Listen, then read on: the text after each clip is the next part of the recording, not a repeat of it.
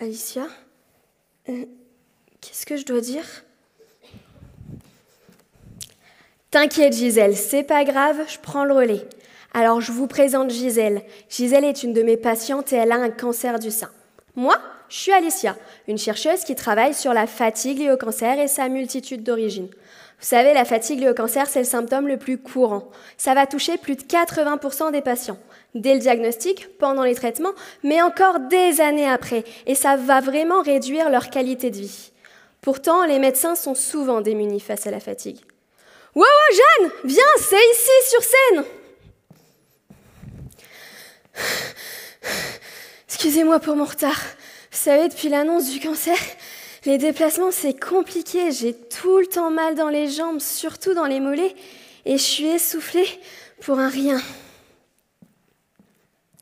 Gisèle et Jeanne sont des patientes suivies dans différents centres de cancérologie et font partie d'une étude qui comprend une centaine de personnes. Elles ont toutes les deux un cancer du sein et sont toutes les deux fatiguées. Pourtant, vous l'avez bien remarqué, les fatigues sont totalement différentes.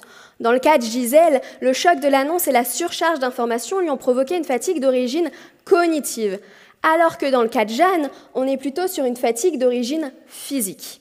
Donc là, vous avez rencontré deux patientes, deux types de profils.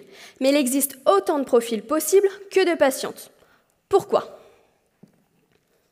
Déjà, il y a beaucoup d'origines à la fatigue. Et en plus, une seule patiente peut présenter une fatigue qui a plusieurs origines. Alors vous imaginez, vous, comment réduire ce symptôme qui est si compliqué à comprendre? Eh bien, c'est ce que j'essaie de faire pendant ma thèse. J'évalue les patientes à travers différents tests bio, psycho, sociaux. En plus simple, je regarde la qualité de leur sommeil, la force au niveau de leurs membres inférieurs ou encore est-ce que la patiente se sent anxieuse ou déprimée. Et j'analyse ensuite les résultats pour créer un profil de fatigue. Ce profil, je le transmets à l'équipe médicale, qui peut alors orienter les patientes vers différents soins de support. Par exemple, au niveau de l'activité physique, on conseillerait plutôt à Gisèle de faire du yoga ou de la méditation pour libérer son esprit et sa surcharge émotionnelle. Alors qu'on conseillerait plutôt à Jeanne de faire de la marche, du vélo ou même du step pour renforcer ses muscles et réduire son essoufflement.